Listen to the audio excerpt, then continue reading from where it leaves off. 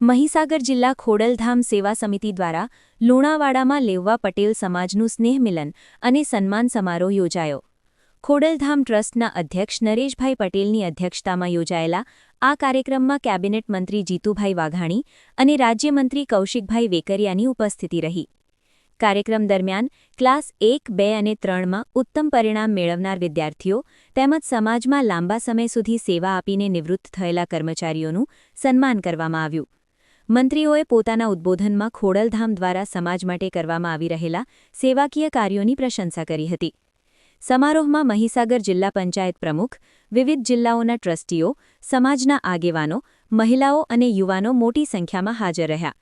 સમગ્ર કાર્યક્રમ સૌહાર્દપૂર્ણ અને ઉત્સાહભર્યા વાતાવરણમાં સંપન્ન થયો. ખોડલધામ સમિતિના સ્થાપક અને ચેરમેન સમગ્ર લેવા પાટીદારને મા ખોડલનું ધામ એટલે કાગવડ ખાતેથી સમગ્ર સામાજિક કામો જેમણે ઉપાડ્યા છે એવા નરેશભાઈના અધ્યક્ષસ્થાને મહીસાગર જિલ્લા ખોડલધામ સમિતિ દ્વારા સ્નેહ મિલનનો કાર્યક્રમ ક્લાસ 1 to 3 ના અલગ અલગ સ્પર્ધાત્મક એક્ઝામમાં પાસ થયેલા સૌ ભાઈઓ બહેનો અને યુવાનોનો વિશિષ્ટ સન્માનનો કાર્યક્રમ. પ્રતિનિધિ તરીકે રાજ્ય સરકારના મંત્રીની જવાબદારી માનનીય મોદી સાહેબના નેતૃત્વની અંદર એમણે આપી.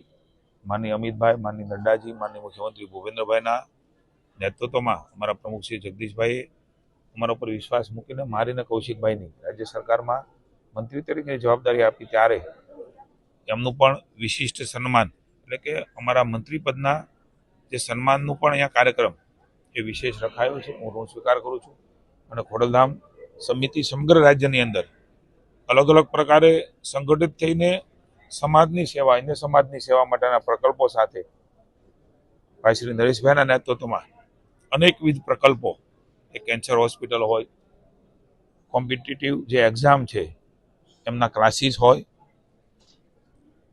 સોમનાથની અંદર એ ધામ બનાવવાનું હોય, સ્ટેચ્યુ ઓફ યુનિટીમાં બનાવવાનું હોય, હવે તો લંડનમાં પણ મંદિર બનાવી રહ્યા છે ખોડલધામનું, સુરતમાં બનાવી રહ્યા છે, અન્ય જગ્યાએ પણ સંગઠિત થઈને સમાજની સાથે સાથે અન્ય સમાજમાં પણ ઉપયોગી થઈ શકાય એ પ્રકારના પ્રકલ્પો નરેશભાઈ રહ્યા છે. ત્યારે હું મહીસાગર જિલ્લાની ખોડલધામ સમિતિ સૌ આગેવાનોનો ઋણ સ્વીકાર કરું છું, આભાર માનું છું કે અમને પણ એમાં સામેલ કરીને આજે વિશિષ્ટ રીતે અમને પણ એ પ્રકારે એમણે આદર સત્કાર આપ્યો છે. ત્યારે હું ભરોસો આપું છું કે સૌ સાથે મળીને મોદી સાહેબના નેતૃત્વની અંદર આપણો દેશ એ વિશ્વગુરુના સ્થાને બેસે, તમામ સમાજને સાથે લઈને તમામ સમાજની પ્રગતિ થાય એ સંકલ્પ સાથે આપણે સૌ આગળ વધીશું.